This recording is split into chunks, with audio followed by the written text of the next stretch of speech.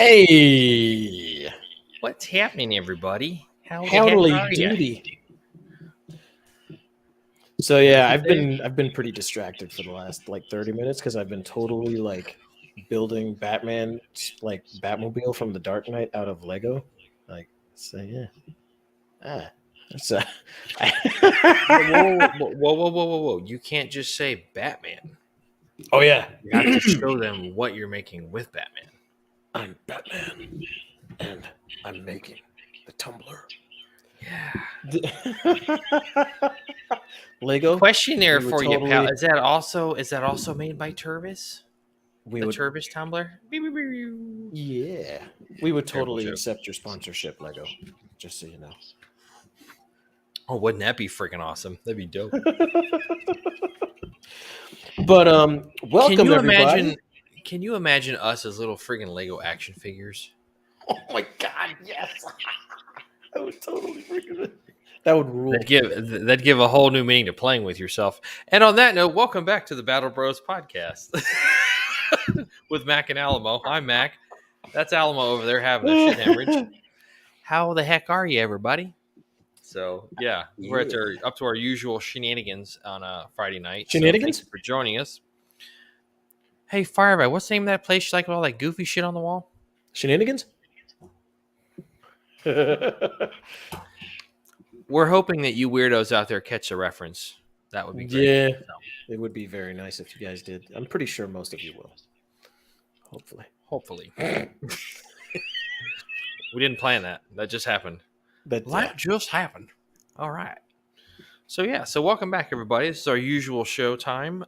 Friday night, 9 o'clock Eastern Standard Time.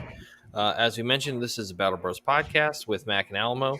Our names are down below. If you're not watching on YouTube, wouldn't it be you're funny if wrong. it was reversed You're all wrong. of a sudden? What's up?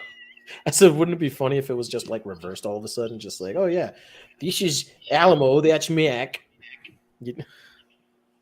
That would be weird, but like, why are we going off on a tangent? Like we just started the I show, don't for know. God's sakes. I don't know. Okay. I didn't.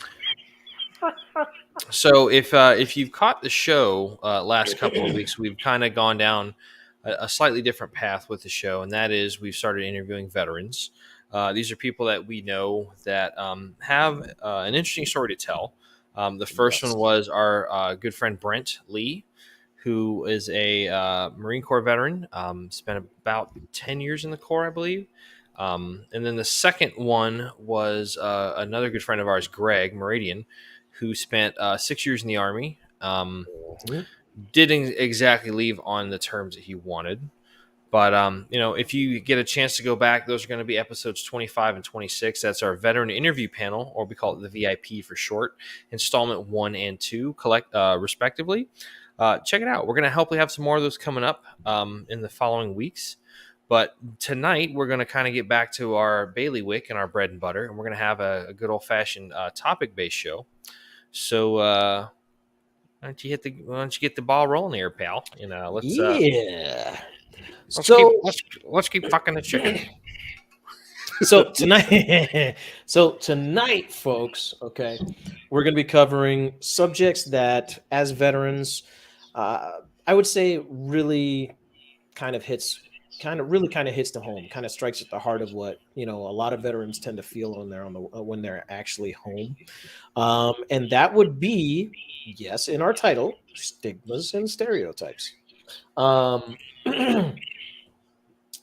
me start thinking of something. How many of you heard the term the unhinged veteran?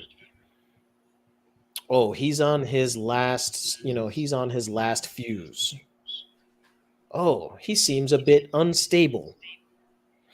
Well, yeah. So Wait, did you mean we've heard this, or it's applied to us? Because I may need to retract those answers. I See what I did there? Yeah. So that's what we're covering tonight, because honestly, there are a lot of stereotypes out there. There are a lot of things, a lot of, I guess you would say, negative things that have been reinforced by probably not only, I would say not only Hollywood, but media in general. Um, and it's kind of just trickled its way down into the it's kind of just trickled its way down into the culture of veterans and whatnot in a way that kind of tends to detrimentally affect the way people see us. It affects us being hired in certain places. It affects the way people see us in social settings, and we want to break a lot of those stigmas and stereotypes today. It can also really start to alter and affect your mental health as an individual, which Yeah. is also equally, if not more important, depending on how you look at said things. But please Yes, continue there, my man. indeed. I didn't mean to cut into there. No, you're good. I was actually kind of wanting you to for a second. We need your Okay, input yeah, too, dear Mako. yeah. So there's a lot of kind of factors that go into um, what our topic is about. So this is episode 27, Stigmas and Stereotypes. That and particularly how they affect the veteran community, because that's Correct. what our show is about. So to kind of get started off, I'm going to give you a couple of definitions here. So what is a stigma? Okay, stigma, the definition I found says a stigma is a mark of disgrace associated with a particular circumstance, quality, or person. Okay, so Yeah. let's keep that in the back of our mind for just a second here. Stereotype. Stereotype is a widely held but fixed and oversimplified image. And let's kind of keep that in the back of our mind too. Let's keep that fresh. Oversimplified image or idea of a particular type of person or thing. Okay, so usually Yeah. with these two terms, they're not going to be held in the necessarily the highest regard, especially like I said with stigma, a mark of disgrace. So, that kind of is applicable to what we're talking about. Okay. Mhm. So where does all this come from? Okay. So how did we get to where we get? So, um, props to my co-host over here because he pulled up quite a few articles. I have been kind of out of pocket this week, but he did. So good job with doing your homework there, man. Doing our homework, I should say. Cha-ching ching. I got you later. But there's a lot of articles that we're able to pull up that have some really good source material that we were ended up looking up for this. And one of them, I'm going to kind of paraphrase this here, but like, you kind of, everybody's seen that stereotype of, excuse me, pardon me. Everybody's seen or heard of that, or at least it can picture that image of somebody that is a veteran, and Mhm. it says, they have a shirt or a hat on that says "Leave me alone." Okay, but temper that with the fact that he's wearing cami pants. He might be wearing an old set of combat boots. He might be wearing, like I know a lot of guys will wear like Navy or military or Marines will love to wear that 8-point utility cover because let's face it, looks pretty damn sharp. Not saying there's Mhm. not a place for the PC or whatnot for the old issued patrol cap for us Army and Air Force folks, but it is what it is. So you're kind of drawing attention to yourself, but at the same time you're saying leave me alone. So we're kind of inviting that stereotype to kind of that double standard to kind of foster and take shape. And it's like, there's a kind of a time and a place for that. There's certain times that like, I'll be the first one to admit, I wear an old pair of cami pants when I'm doing yard work just because Mhm. they're freaking comfortable. I They wear get cami dirty, they pants get dirty. all the time because they're Yeah, comfortable. yeah. Especially when you get them nice and broken in, they're like pajamas, man. Oh, Oh, dude. freaking Yeah. Cynthia. Hello, Hey, sis. hello, hello, as Medea would say. Hello. But then you look at the other side of that. So, and if you get a chance to go onto either our Facebook page or one of the other forms of social media that we use, Alamo did again. Can't say it enough. Fantastic job with the tech side of things. I'm just charismatic talent, but Yeah. he did a great job. If you look at the thumbnail for this episode, he brought up all of these different, these different examples of veterans that, number one, have been construed and misconstrued by Hollywood and that kind of stuff. Like there was Mm-hmm. one, you had one quarter of it was John Rambo from one of the Rambo movies. You had Speaking of Robert that, Robert speaking De of Niro that, from Taxi Driver as well, which was a yes, good one. Lieutenant What were Dan Taylor.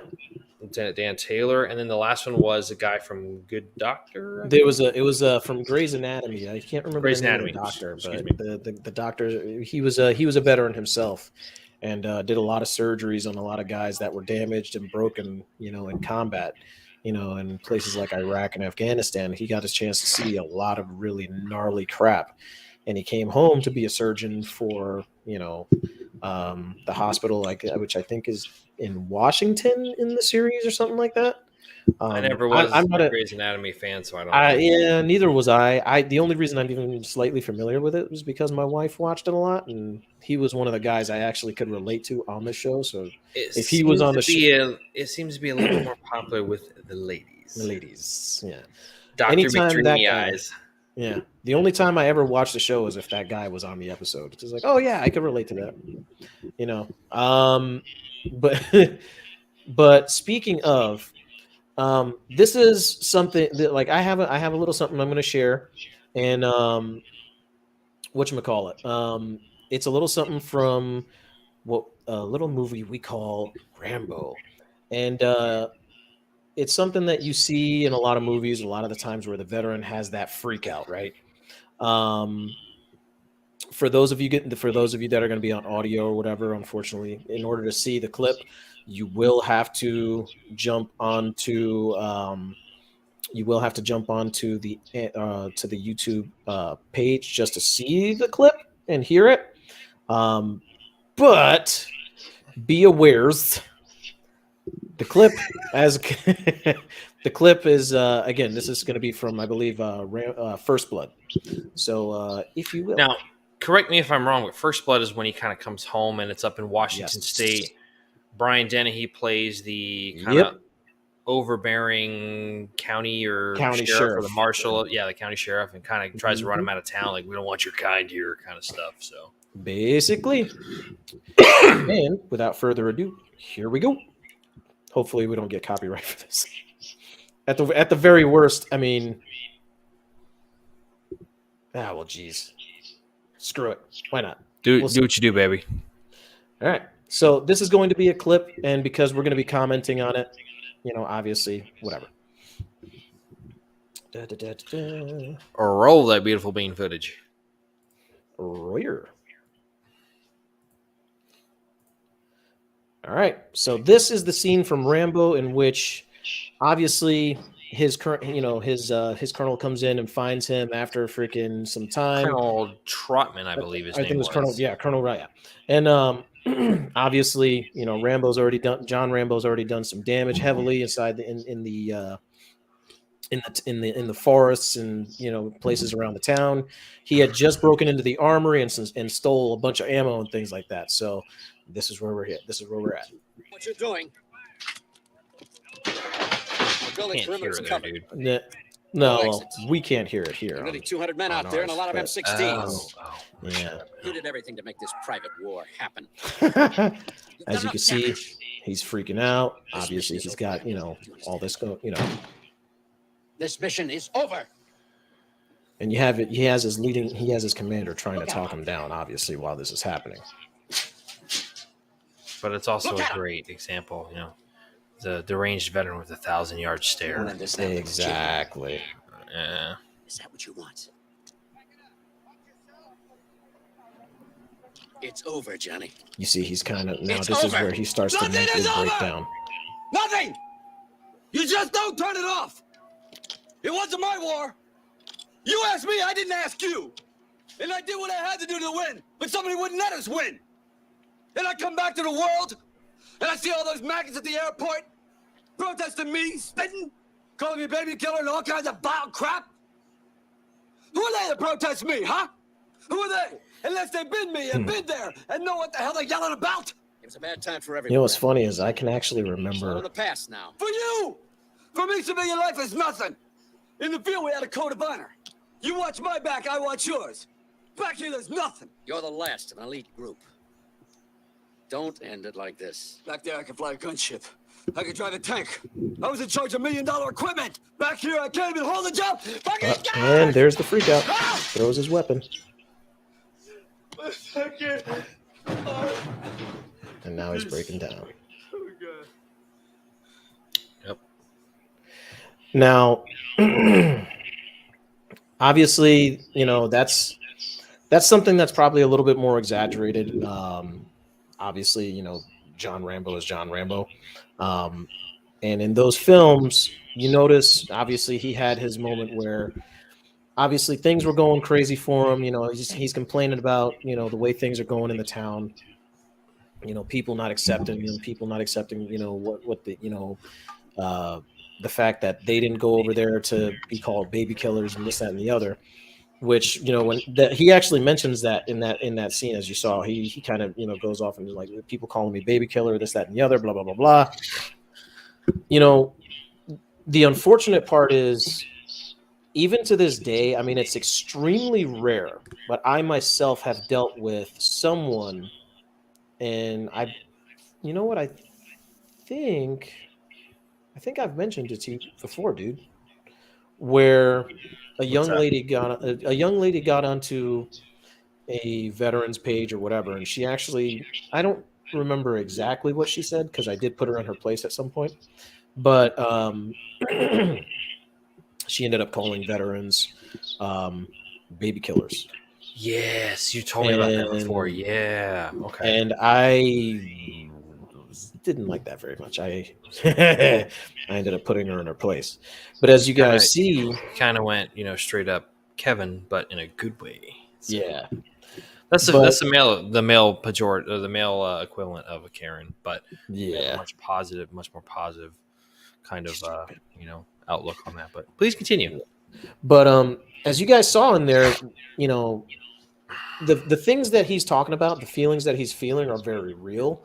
Although I will say, the obvious stereotype, or I should say fiction, of the whole thing is not every veteran is going to go around freaking killing cops and police and destroying an armory just to raid things and stealing a deuce and a half with machine guns. Just laying waste to some beautiful, picturesque town, sleepy town in the Pacific Northwest. Yeah. No. That is in itself an exaggeration. That's the misconception. I call that the veteran unhinged stereotype. That's the stereotype where people, you have the people that see a veteran and they say, "Oh, you've been to combat? I mean, are you okay?" And right then and there, when they say, "Are you okay?" that should kind of send like red flags off to some people. Well, it shows, and there's an article that mentioned that. Let me pull it up real quick. It's one of the ones you tagged, and it was it's the article from psychologytoday.com. Yeah. It says what you think about veterans is likely wrong. So it had and it gave the example of having different types of kind of like different types of different stereotypes. Like you had like one like the Punisher, Captain America, the outraged veteran types and whatnot. But it was talking about, it's you get like the people that sit here and like he might be a student or something. You know what? That might be the right one, the wrong one. Wait a second. Let me check. I think you're right. I think it was the what you think about veterans could be wrong, or what is wrong, what you likely think of veterans. Okay, yeah. So like you have somebody that says it's kind of like when people, who should be at that age of hopefully a certain level of adult maturity and a basic understanding of social grace, walking up going, "Did you ever have to shoot anybody?" It's like, why the fuck would you ask that question? Like, did you ever like do something? Question. Yeah. I mean, and then you, on the other, like the flip side of it. So let me back up a little bit. I will say with a movie like First Blood, there's two sides of it. I feel one, the yin of the yin yang. Mm-hmm. The good side of this is that you are bringing attention to this, which is cool because how better to do that than on a mainstream media platform such as a movie? Yeah. On the flip side of that the other foot hitting the ground is that Yeah. that representation has been fictionalized, marginalized, and sensationalized just for the And sake of making Hollywoodized. and dramatized to make a good movie. Exactly. To Yeah. make a good movie. It's like, oh yeah, this fits better.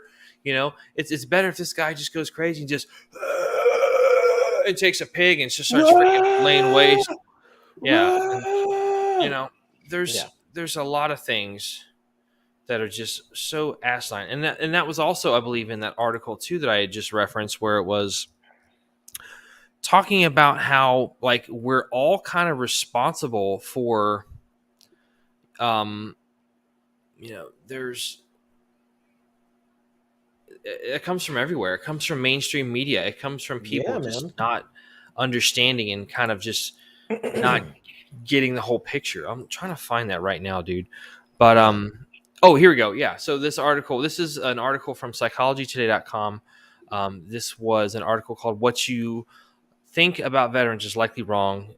This Yeah. is written by somebody named Megan Mobbs, and it was posted on 24 January of 2018. And the one article down here says, here we go. So, it says, so before we go too far down this path, it is important to clarify this is not an us being veterans versus them Them.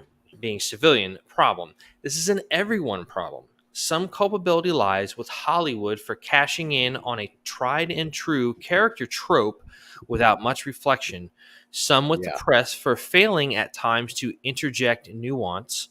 Some with veterans for failing to fully assess the impact of their tweets, posts, and YouTube videos, excuse me, and some with everyone in between. We are all part of the problem, so let's endeavor to be part of the solution as well.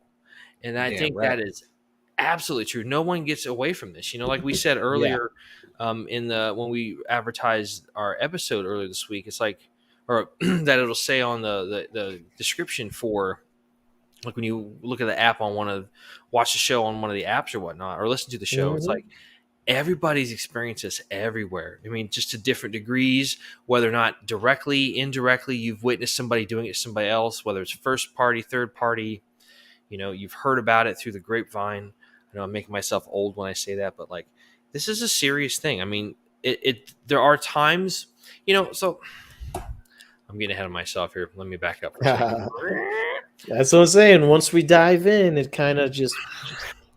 Oh yeah, the hamster wheel. Like the hamster got caught in the wheel. He's just going around that thing. He got his little tiny little ankle. He's like, you know, doing that kind of stuff.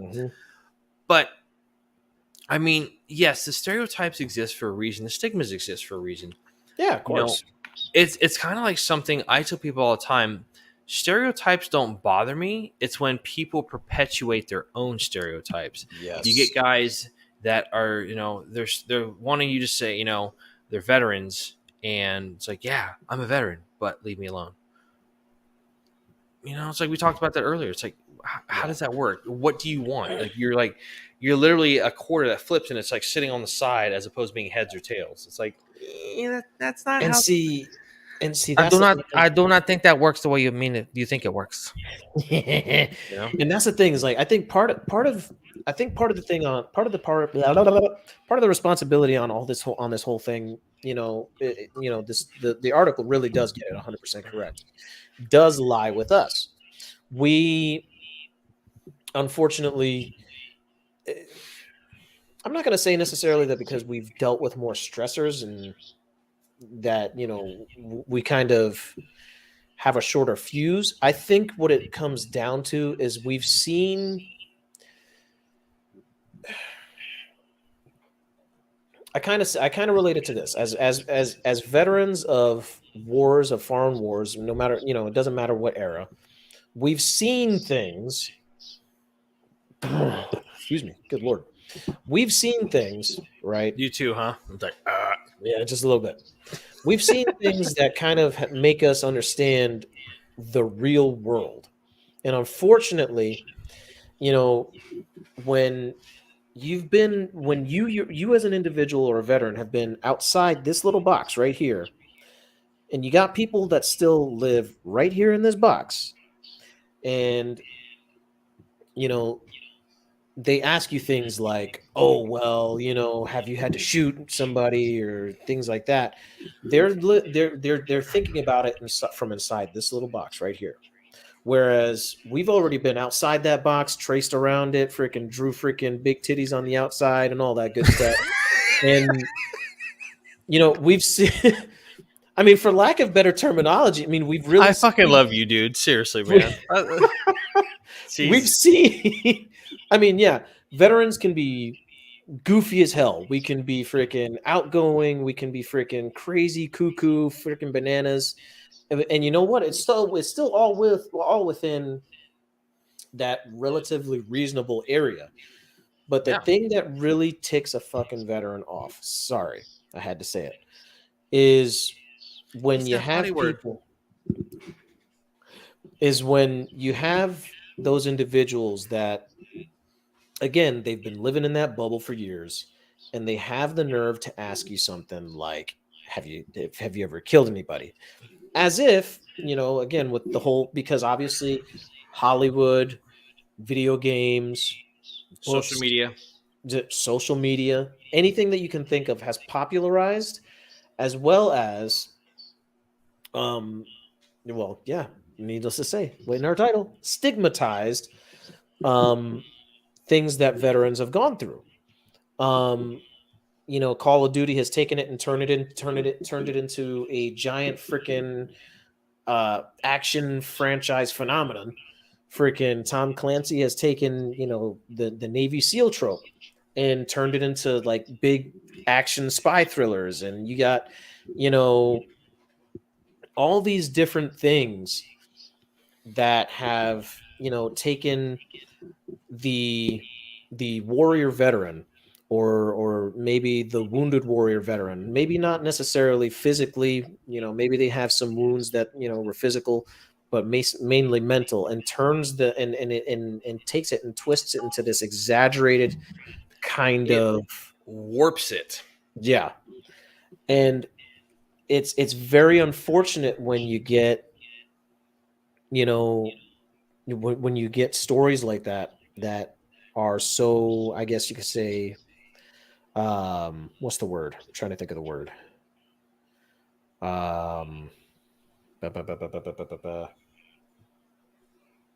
It's another word beyond popularized. You got nothing?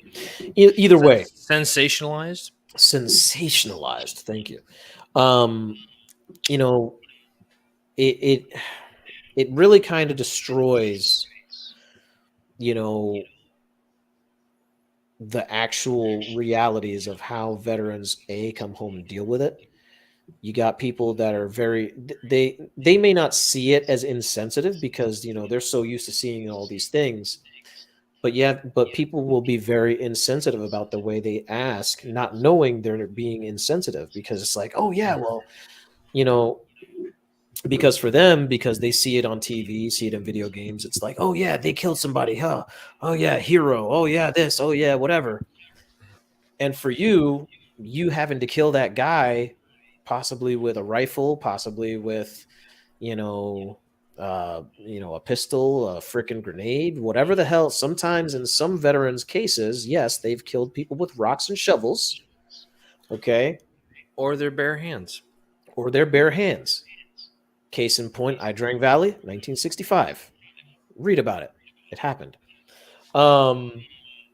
We Were Soldiers Once and Young by Joe Galloway and Hal Moore. Yes, sir.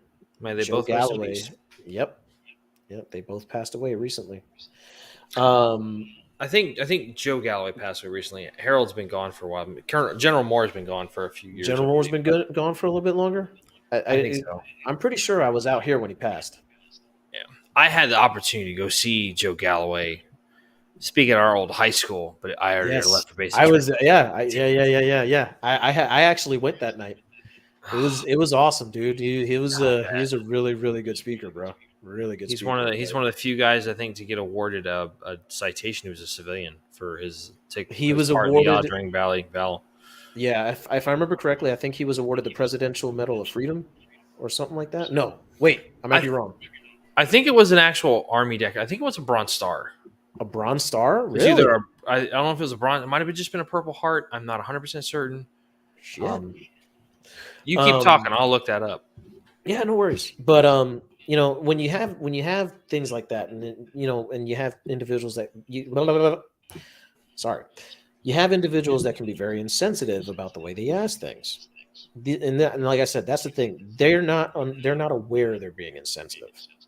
And the problem that we as veterans have is when we have people ask us these things and they do it in the manner that they're doing it, we're coming from the idea of, why are you asking me that shit? Do you not think about the fact that that could have been the worst fucking day of my life? Yeah. You know, I mean, and that's the issue as veterans that we have to really understand and pause for a moment and think to ourselves, like, okay, hold on. It's not this person's fault that they're asking questions like an idiot. They're used to Call of Duty, and they're used to all of this and this, that, and the other. You know, they're used to Hollywood soldier. They're not used to what really happens in real world soldier or Marine or airman or Navy or sailor. And I think that's something that we really have to work on ourselves as veterans, is trying to pause for a moment, take a deep breath, and really kind of, maybe not looking at it from their perspective, but trying to understand, why are these people asking these things the way they're asking them, rather and than if you want why to, are they asking them? if you break it down, I mean, it's just they just don't know. I mean, and I hate to speak in cliches and tired old lines you've heard in Hollywood movies and TV shows, like, if you know, IYKYK, you don't know what you don't know. Yeah. But I was, and it's funny too. It's like I was, we've had this conversation before. We know people that still live in our old hometown that have never left said hometown, where there's a whole big world out there. Like, I'll never forget, dude, just traveling over to Afghanistan, leaving Mississippi, flying to Maine, from Maine flying over to Ireland, flying to Turkey going to Kyrgyzstan, being in Kyrgyzstan acclimatized for, I believe, about 4 days. Sleeping on racks in an old Quonset hut when you're in your PTs, and you just go to sleep in a puddle because you're sweating because it's so fucking hot outside in that Quonset hut. Then you go into Afghanistan. It's just like if you don't appreciate how big the world is, like where you're from, yeah, it's big. Okay, to drive across from, like, if I go from here and drive out to freaking Palm Harbor, it takes an hour to drive. Yeah. I got to go through, I got to take I-4 to 275 over by the airport, head out that way. It takes an hour. But when you're flying, like, dude, I remember flying home on leave. It was like from Ireland to Atlanta. It was an 8-hour flight. It just gives you some perspective, and just like everything just starts to seem like back home looks like this now. Because you've just been all over the place, and that's important. Yeah. By the way, side note, I looked up that question. On 1 May of 98, Galloway was decorated with the Bronze Star with a V device. He's the only civilian to be awarded a Bronze Star with Combat Valor device for actions in the Vietnam War, which is like a big deal. So that's pretty badass. They don't give those away. You have to earn those. Pretty heroic deeds. But going back to what you were talking about, I mean, you're absolutely right. People just, that trope of just all this nonsense, like the mainstream media, like you see headlines like police get help with vets who are ticking time bombs, experts, vets PTSD, growing violence and, / violence, a growing problem. Yeah. Veteran charged with homeless murders, hint of larger problem. Like it's stacking the deck against us. And especially, not to get into the whole, mainstream media thing, but like, it just makes you, if especially for folks in this day and age, go back 60 years ago and watch some of those guys that were like professional reporters. They gave you the facts. They gave you enough information about it so you can make an informed opinion, but they left the opinion up to you. Guys like Walter Cronkite, I'm blanking on the names too. Walter Cronkite was the first one that popped up, and you said him. Tom Brokaw was another good one. He was the one that was Brokaw, with NBC. yes. Yeah, he was awesome. You know, it's like now you just it's expected that, hey, depending on what, you know, media source you follow is kind of aligns with your political stature. Media whether you're, you know, sensationalism. leaning to the left, leaning to the right, if you're more of a centrist, whatever. And it's just ridiculous. You know, I was gonna say something else and I totally spaced on it, man. It's like, damn it. But you know, there's another thing too, and I was looking for it. Oh, so and something, and you brought this up earlier when we were talking earlier in the week too. It's like, you know, there are a bunch of the different articles, especially there was that one thing that you posted, the article about the PBS video. There was a great 9-minute video that PBS did with a reporter by the name of Soledad O'Brien. She's really good. I really respect her. She kind of does a good job of just respecting Dan Rather. Yes. Yep. Thank you, Cynthia. Dan Rather, before he kind of went all that stuff. But yeah, that's anybody nowadays. But Soledad O'Brien did a clip, and it was with. So if you guys have seen the remake, or they did that movie Battleship, which was based on the board game. Okay, so there's a guy in that movie who in real life was an amputee. He is an Army officer. His real name is Greg Gadsden. Yep. He is a double amputee, and he ends up like putting on his prosthetic legs and walking up a mountain to go kick some alien ass in this movie. It's like a guy who's legitimately, you know, has a disability. My dog Mustard could climb up this mountain. Yep. You know, Mustard's but he dead. Got ran over by a dump truck. He doesn't let it stop him. He still goes up there and kicks alien ass, you know. Nothing against Will Smith, but like, you're able to do that. This guy could have just said, whatever. But yeah. Two things I took away from this video clip. It's basically, if you want to find it, go on PBS's website, and there's a video piece. It's about 9 minutes long, and I believe it's called War on the Brain. Mm-hmm. And it talks about like all the effects and stuff of now. Two things that I found interesting is, one is that a lot of these veterans don't call it PTSD; they call it PTS. They call it post-traumatic stress. They don't call it a disorder because disorder just kind of spins that negative connotation of like, oh, broken, defective, you know, malfunctioning, something's wrong with me. So yes, you can have PTS.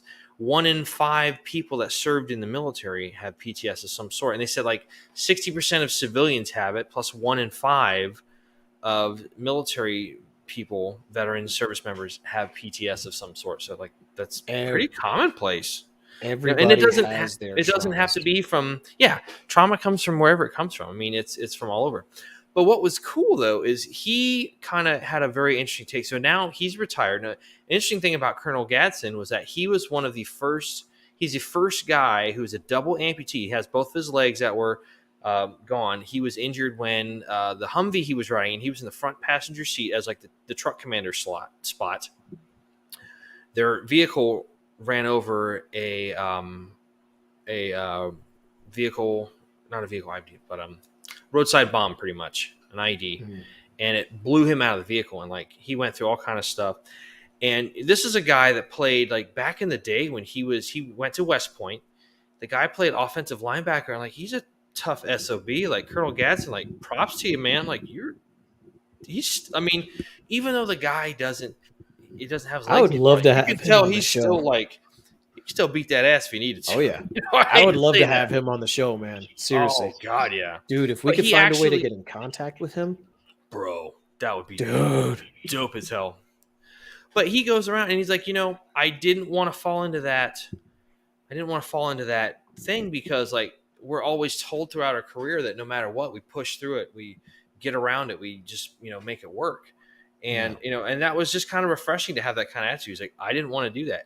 His wife was on this same thing. And she was telling, she said, when he was in therapy, he was kicking all these mental health. He was like, man, get the hell out of my room. I don't need to hear this bullshit or whatever. I don't know if he said all that, but she's like, he just refused to go that route. He's like, I'm not doing it, And what's interesting is even though he has prosthetic legs, he still gets around in a wheelchair because now that he's retired, besides doing motivational speaking, he goes and he does photography.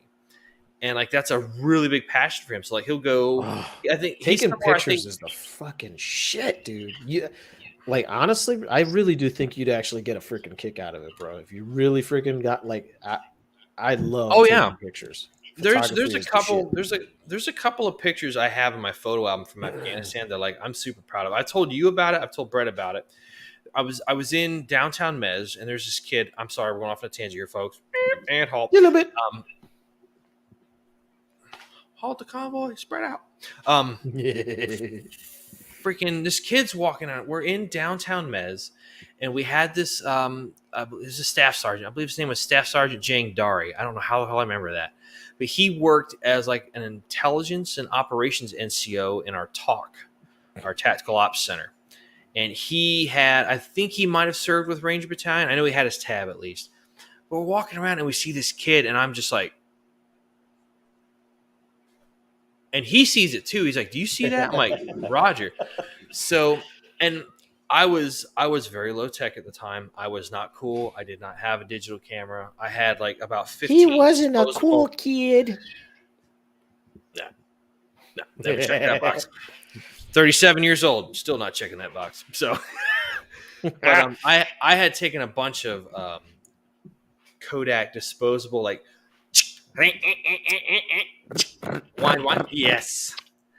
So hold the button to wait for the charging of the light. Yes, dude. It probably cost me $200 to freaking get all those damn things. At least $200 to get all those damn things developed. I didn't do it all at once. Did like a camera every couple of weeks. Look at these, like, oh yeah. But so we're sitting here, and this kid is walking around, and he's wearing like a uniform, like jacket, like kind of like if you're wearing your Class A, it's like the coat of the Class A's, but it's gray. It's a steel gray color, and then right here on the top of the lapels, there's some ornamentation here, and I went, holy shit, this kid is wearing part of a Nazi Wehrmacht uniform. Now, mind you, it didn't have, shit. Yeah, it was that steel gray, like if you remember any World War II movie. I remember. The black pants, a steel gray jacket. I mean, didn't have a swastika armband on it, and it didn't have anything. It was just, dude, this kid, it was just a jacket to keep warm and keep all the crap off him. But it was that gray color. I'm gonna find it and try to post it so people can see it. Take a picture of it or scan it or something. I'll send it to you and you can post it up and stuff. But like, I was just like, whoa, like that was insane. I took that picture, and that's one of my favorite pictures that I took. The other one I think is probably, we were flying over the Himalayas going from Kyrgyzstan into Afghanistan. So I went up to one of the portholes on the C-130 and snapped the picture out, and you can see the Himalayas and the mountain peaks and stuff. It is just gorgeous. Nice. So freaking awesome. But yeah, pictures are great. I took another picture where with my phone, I went, my buddy Brian, he just got rid of his Jeep. No. Yeah. Rest in peace, Jeep. No, listen, as expensive as damn gas is, like that Jeep kind of sucks in that respect. It was awesome for everything else. But he got a car that gets like 33 miles to the gallon now, so it's like, oh, nice. Yeah, that's a little bit more conducive to that lifestyle. But anyway, I took a really cool picture of like we were going through like the sandy area, so like the treads are all covered in red and stuff. And like I got a picture of the light, the headlight, the blink, the turn signal, and then the wheel. And it's like pictures are awesome, dude. You get to like experience other stuff. My aunt Pat, they go on missionary trips with their church all the time. And she's got a bunch of great pictures of wildlife, like the flora and fauna. Will you quit blowing on the microphone? On your headset, you're like going. You're blowing in your microphone there, you dingus. Yeah, thank you. That's my eardrums. That's awesome. She takes a lot of pictures of like flora and fauna up in Alaska. They've been to Alaska quite a few times, like bald eagles and grizzly bears and like grizzly bear with a salmon in its mouth. Like they're We all over her living room, and it's just we amazing. have a we have a bald eagle that lives close by to us. He just hangs out on the I-4. It's absolutely hilarious. He's just sitting there looking at traffic. But yeah, I totally get the whole picture thing. It's like it's a way to just kind of escape and escape, but also appreciate what's around you. Like, it's amazing. Like people just stop and like I was talking to my daughter tonight about just we're kind of having a realistic conversation about the world and how it can be a little bit dangerous and stuff. Like being aware of what's going on around you, but like dude, getting out in the woods as you should. Yeah, getting out in the woods and just looking to see what's around you and all that kind of stuff. Like hell yeah, man. So, what can we do to kind of help break this stigma? Okay, be a little bit more informed. Don't freaking assume. Don't be ignorant. Ignorance is bliss until you get your ass beat or get arrested. So, Yeah. I know that's not exactly how that saying goes, but I'm kind of sprucing up, paraphrasing it, making it more applicable to 2022. So, Bing. exactly. Like I said in there, you have people going back to that one article. It was talking about, what can you do, freaking like,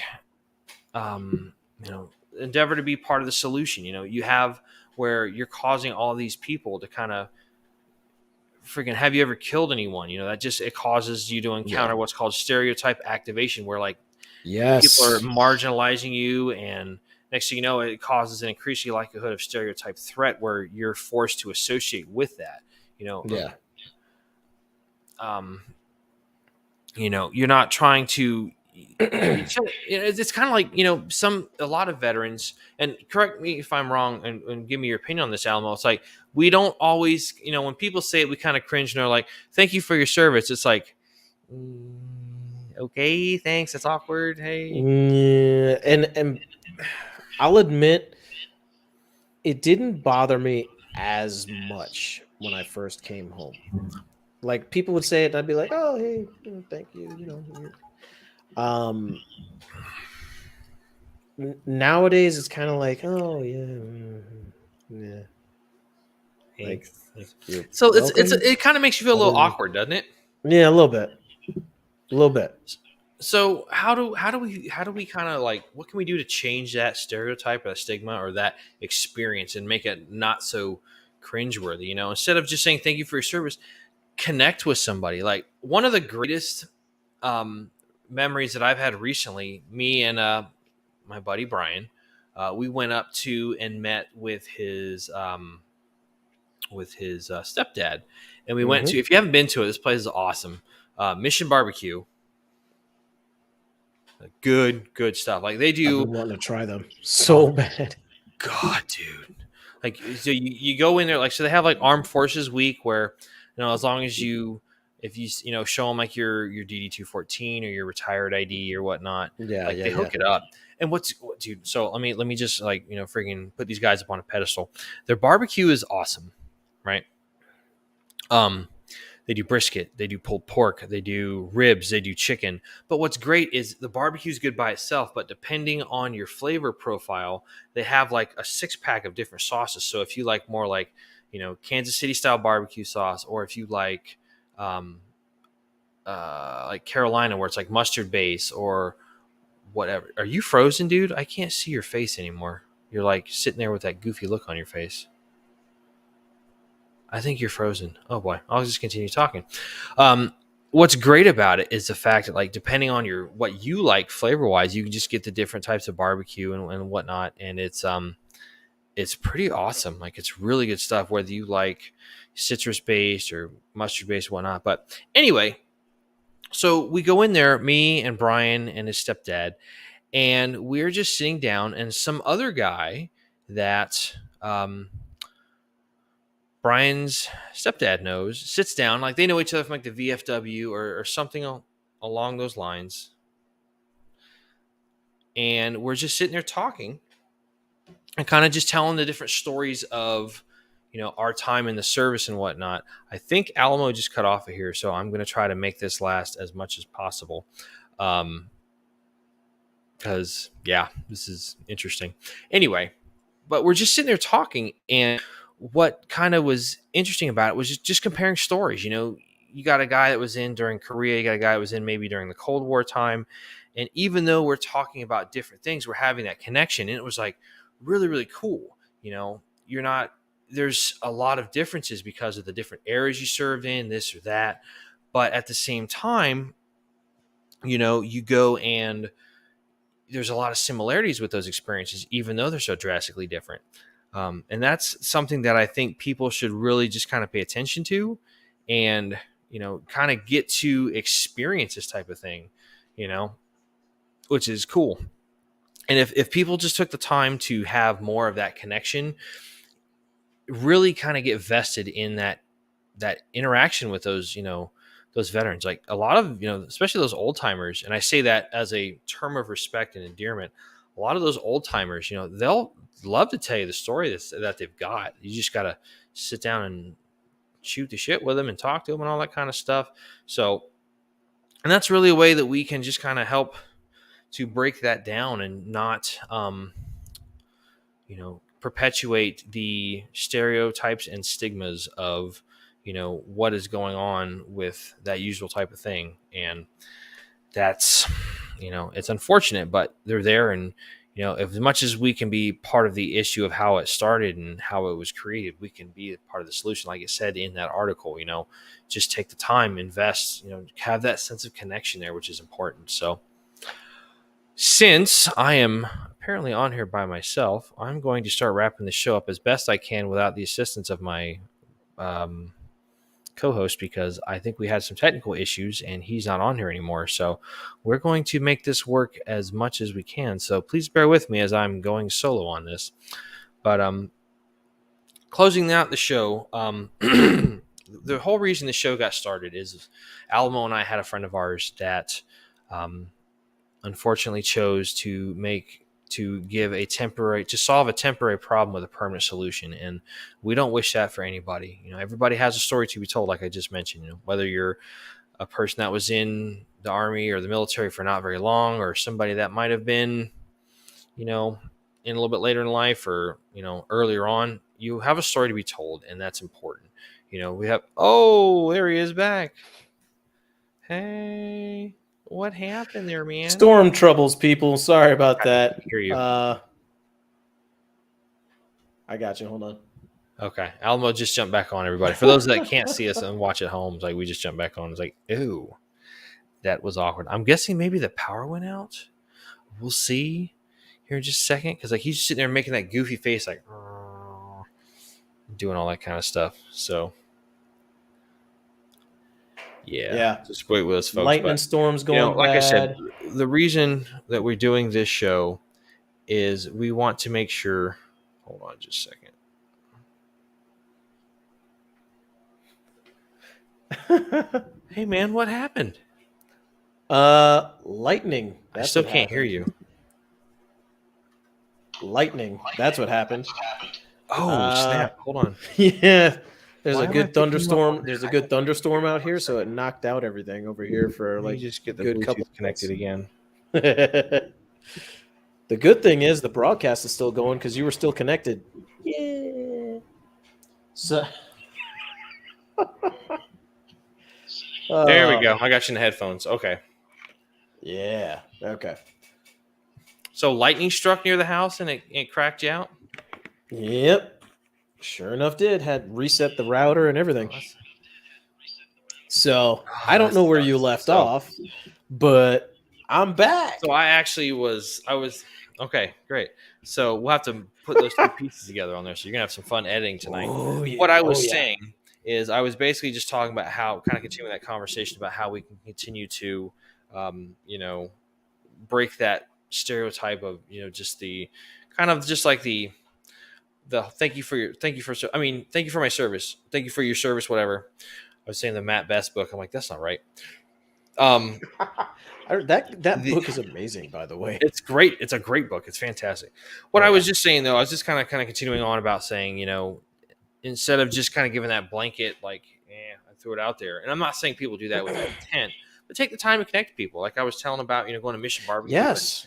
with Brian and Brian's stepdad and his friend. We were all sitting there just telling stories. So Brian's stepdad was in kind of thinking like the Cold War time, like in the 80s and stuff. And they ended up working for, I think, some government entity. I'm not sure what it was. Brian and I were both GWAT, and there's this other guy who was in kind of like World War II-ish or something like that.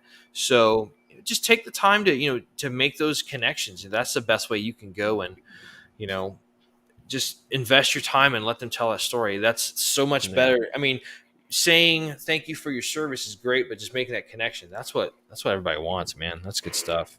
Get to know your veterans. Yeah. Look, man, we're people just like your people. I mean, I understand to some people, like especially the people that are saying thank you for your service or whatever. They're not they hold us in kind of like a higher like esteem, I guess you would say, than I would say most of society. So they're saying what they're saying really out of respect, but give more respect. I think to a certain degree, they don't really. A lot of people, because they're not sure what to say or how to say it to us, that's usually the go-to phrase. Yeah, like they're afraid to say. And they're not. I'm They're gonna not be going to honest, go man. and Like if you're just a regular, if you're just a regular, civilian, just listening to us, which I would say a good few of our listeners are. I would say just get to know your veteran, man. Like one of the best things, one of my buddies at work, his name is Richard. Rich, if you're listening, bro, love you, bro. shout out on Battle Bros. He one of the biggest things he does is like he relates very well to to pretty much a lot of different things that I like. And also he has a brother that's in the military. His brother's in the Air Force. His brother's in, does physical therapy for, the guys that, that get injured over there and stuff like that, and so for him, easiest way to relate for him is like, Rich likes firearms, and he likes to talk about firearms. He likes to talk about going to the range and shooting some stuff, killing paper. And that was kind of like, I didn't know it at the time, but that was kind of like one of his ways of like breaking the ice. Cause not, and it was just kind of like that one thing of like gauging who your audience is, if that makes sense. And Richard did that really well, really, really well. And and him and I have been really good friends ever since that one talk. So, So in a nutshell, as we talked about, breaking the stereotypes. Oh, hold on. Pretty You got sure me now? Yeah, I got you now. Yeah, we probably have you on video, but on the audio here, we didn't have you. My phone shut up. My phone went off. The app went off the main screen. So everything's just going to crap tonight. Like we're all hungover from Patty's Day. So, no. But what I was gonna say though is, in a nutshell, the easiest way we can keep all this stuff going is just take the time and just have that connection. Ask people from a place of honesty and sincerity. Don't do that. The usual. Don't take the easy way. Don't say, "Hey, did you ever shoot anybody? Did you ever kill anybody?" Oh, that's what I was gonna say. It's like you have these people that live in that little circle there, but they expect you because you're in the military. You might have been a cook. You might have been an admin clerk. Hey, what do you think about how Afghanistan closed? You're in the military, right? You guys you're in the joint chairman of the Joint Chiefs are like this. Am I like, no, I've never met that guy. I don't know who the fuck that is. Or some guys, they didn't really get a chance to do, and I think you can actually attest to this, Mac. You like a lot of guys didn't see a lot of combat, and there's a lot of guys that really, really regret having not seen as much combat as some of their brethren, and that affects them. And it's something that people don't think about, but like really, it affects those guys because then, dude, I know I don't think I did half as much as a lot of guys, have done, but I still get that feeling of like I haven't done enough. I still haven't. I could have done more. Like, I feel like I could have contributed more to, making sure my brothers and stuff get home. You know what I mean? Yeah. And you know, it- And dude, props on you for bringing up that angle, because one of the things that they mentioned in that PBS video piece with Colonel Gadsden was talking about how there's a lot of females from the military that suffer from PTSD, and it's it's yeah, a little bit bigger number than you think, and they're kind of just like, well, you really didn't do a whole lot in combat, so or you're a female, so like maybe it's just your feelings are out of whack or something. And it's like, yeah, I never thought about it like that. It's a shame that happens, but it's like, I'm glad that they brought the attention to that kind of stuff, because like, yeah. dude, you serve. PTSD comes in many, post-traumatic stress comes in many From different many forms. different You don't forms. have to have combat. I mean, just is it more prevalent with guys that have a higher operational tempo and deployment cycle? Fuck yeah. Yeah. But it And doesn't that, mean and that that's that anybody you else mentioned gets. that it comes in many different forms. I think that's something that we can cover probably a little bit later with some other guests we might have. It Yes. comes in it, especially for females. It comes in many different ways. Sometimes some males too, but I'm trying not to say the word because it's a very Right. touchy word. Right. But it's a real problem. Yeah. That does occur. And that's what we're about, folks. That's what our, not to kind of segue into other things, but we are going to start wrapping it up here. Yeah. It's very important that the only way that these things, can become addressed and become, we kind of diminish the frequency and occurrence of these things is by talking about it. And that's what we're all about. As I was starting to Yeah. say before Alamo magically reappeared on the magic box to this side over here. So like, side note, I know how you felt now when I had to cut off because I got sick last season. I was just like, I'm sitting there like, I sound like an idiot. Like, what is wrong with my mouth? It's blah, blah, blah, blah, like, just terrible. My name is Mac, and I have mush mouth. You're not far off, dude. Like, that's what just like, I felt like Garth when in Wayne's World, like, Mhm. we're having a good time. Not like, you're just like, what do I say? So, but like I started to mention, and you've heard it every time we say this show, we talk about the hard topics. We want to talk about the hard Yes. topics because that's how you build awareness. That's how you build, people's common knowledge about it. And that's how you build a sense of, hey, what can we do to help?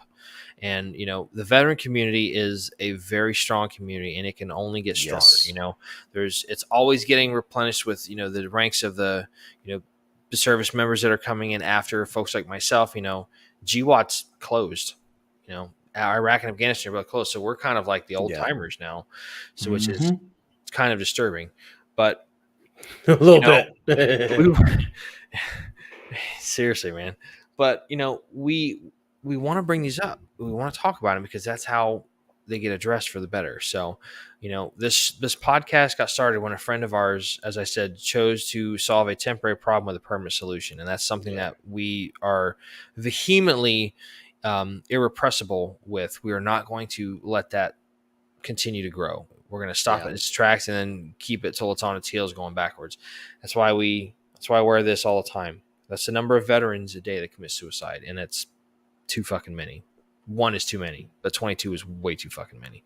Yeah.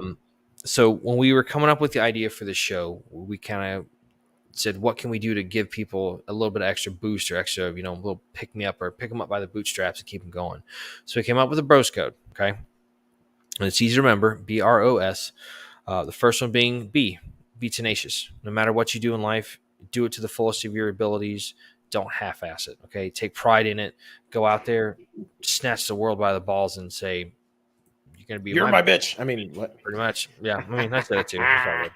But just don't go out there and do it as best you can. I mean, you don't want to be a guy on a freaking fast rope who's going to zip line like 90% of the way. And I'll just drop off the last, 10, 15 feet. Duh. You got to see it all the way through. You want to be good at what you do 100% of the time. Okay, accidents happen, yes, Damn but right.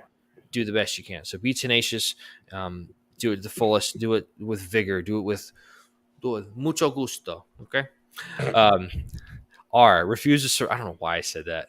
Refuse to I surrender. don't know why either.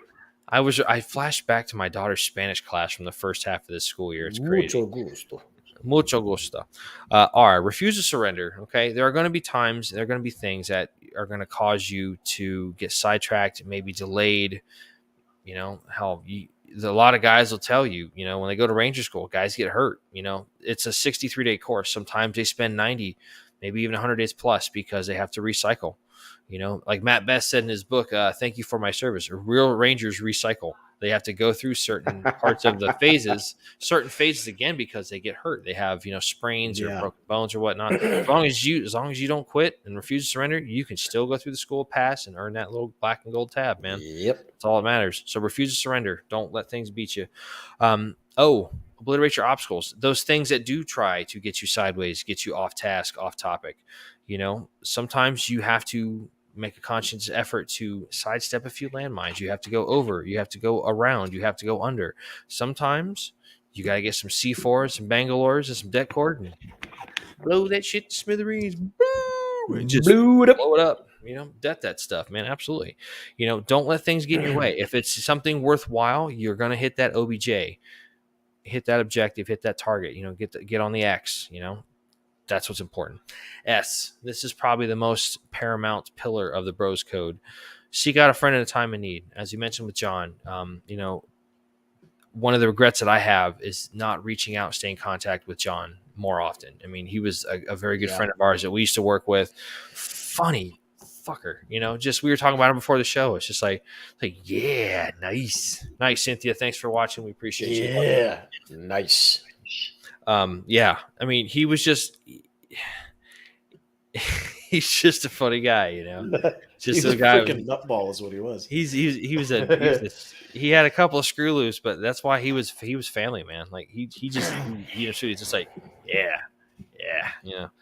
So when you're going through some tough times, you know, things might get you down. You're feeling depressed. You're feeling like you can't go on anymore. You're feeling like I got no way out. Reach out to somebody. You have your friends that you had in the service. You got your teammates, your squad mates, your people in your platoon. You got your battle buddies. That's kind of the name of the show. You know, we might not have been in a unit together, but we've been brothers for a long time. And you know, Battle Brews. So, shameless plug there. But there are options out there. Reach out to somebody. If you don't have family, you don't have friends, you don't have, you know, people that you served with, you know, there is the National Suicide Prevention Hotline, which is open 24 hours a day. The phone number is 1-800-273-8255. Again, that's 1-800-273-8255. No matter what, you have options out there. We don't want to see you take the same route. You can always talk to somebody. You can always try to figure things out. Don't go down the route of solving a temporary problem with a permanent solution, because that's it. It's a one and done kind of deal. So I'm going to let Alamo plug all the social media stuff here before we have our final announcement, and then we're going to call it a night, because this has been a pretty good talk. So hell yeah. Alamo, if you would like to get in contact with us at the Battle Bros, if you would like to get in contact with us, if you'd like to go ahead and send us shoot us an email, you can do that at our newly established battlebrospc@gmail.com. We would love to hear from you guys. If you have, you know, some ideas for show topics, if you want to recommend somebody that we could potentially interview, even if it's not this season, but maybe, you know, another season coming up down the road. We don't want to do too much of one thing, you know, by all means, send us an email. Alamo and I both have access to this email account. We can check it. We'll do our best to get in touch with you as soon as possible. Please understand that we do have regular jobs. We can't just we're not that famous that we can just do a podcast. we're not, and nothing against him. We're not like a Joe Rogan kind of guy. We're working on it. We're going to try to get there, but we're getting there. So continue, my man. Okay. So, also, wet your whistle. Also, if you want to go ahead and contact us on the social medias, you can find us on facebook.com/borderbros.podcast.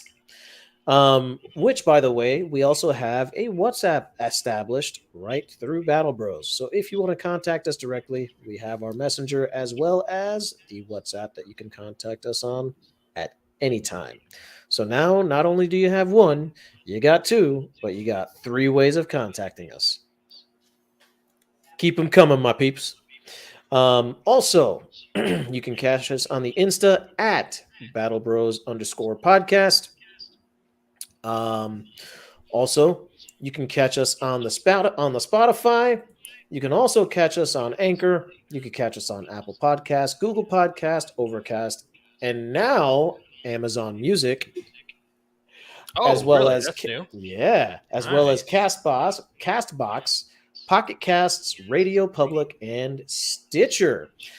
Now, if you want to support the show and help us grow, you can also do that over on the Anchor app or anchor.fm, where you can find our show by finding us at Battle Bros and clicking that little support button right down there at the bottom.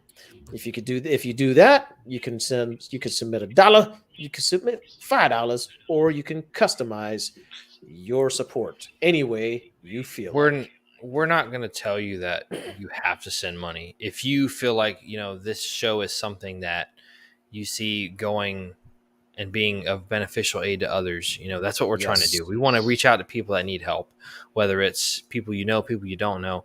If you feel so inclined to say, hey, I want to do my part to pay it forward so you guys can help others, we would absolutely love you. We love you guys now, but we would love you all that much more, just to give us a little bit of more resources to help those that do need help themselves. So Absolutely. Anything else social media wise? Social media wise, if you also like the content that you're finding here, you can find us over on the YubTub. Yes, I said the YubTub because it's the YubTub. And if you really like our content, give us a like, subscribe, hit that notification bell, and guess what? You can also find us on Rumble. Look for us over there on Rumble and smash that Rumble button. And you can go ahead and start helping us spread the word a little bit more. The more you share, the more you like, the more you comment, the more we grow. That's all I got. Okay, so we hope everybody out there is really liking the content that we're putting out, whether it's topic-based shows or interviews. I know. Listen, people, let's not try to be too mad at me, okay? But I do have to say that we are going to be taking a slight break. It's going to be probably 2 weeks where we're not going to be broadcasting on Friday night. I, unfortunately, will be headed out of town for a couple of weeks for a work venture. So I will be in a place where I am not going to probably have a very good, reliable source of communication and be able to remote in like this. Plus, I'll be like, there's a time zone difference here too. So yeah, there's that. So we are unfortunately going to have to take a little bit of a sabbatical, a hiatus, a little bit a Battle Bros break, a battle break. There we go. I like that, battle break. So it's going to probably be, like I said, just 2 weeks. Once I get back from this work venture, we will be back on like normal. If you are following us on the social media on Facebook or whatnot, we will give notification that, hey, that's right. We'll have our next show on it'll be episode 028, whatever that show may be, whether it's an interview, whether it's topic based, we don't know yet because that's kind of ways out. So it gives us a chance to plan something good. So yeah, speaking of the social medias, while Mac is on these 2 weeks off or these 2 weeks sabbatical, you can find me over on the Facebook. I will be doing live Q&As every Friday at 9, from probably anywhere between 9 o'clock to probably about 9:30, depending on how long I can stay on. As long as you don't have another freaking lightning strike like that. Yeah, exactly. But I'll be on there for at least 30 minutes taking your questions and taking your comments and allowing you guys to go ahead and put in some input into what you want to hear in the show, because guess what? We love your input. So that's again one last thing that I said, and that is all I got for this time, for real, for real. All right, that's all. That's all for me too. So again, we want to thank everybody for taking the time on a Friday night to watch, listen, just kind of engage with us. Cynthia, as always, anybody else that shows up in the live chat with us, we really appreciate that. Yeah. If you know, we're still kind of a growing podcast. So if you have friends that you think would benefit from hearing this, if we can make you laugh, great. If you can learn something or kind of give you some relief from some tough stuff you're going through, hey, share it, pay it forward by, giving it a pass along. So we want to help as many as possible. So thank you. As always, we are greatly appreciative of the viewership. We appreciate the people following us, and we're going to continue to strive to make this show bigger, better, and just have more outreach with those that need it. So that being said, this has been episode 027, Stigmas and Stereotypes. This is the Battle Bros podcast. We will see you guys soon in a couple of weeks. This has been Mac and Alamo. And again, thank you guys for joining us on Friday night. We will see you guys very soon. But until then, we're going to sign off. And we love you guys, and take it easy. And don't be dirtbag people. So that's all I got. Battle Bros out. Catch y'all later.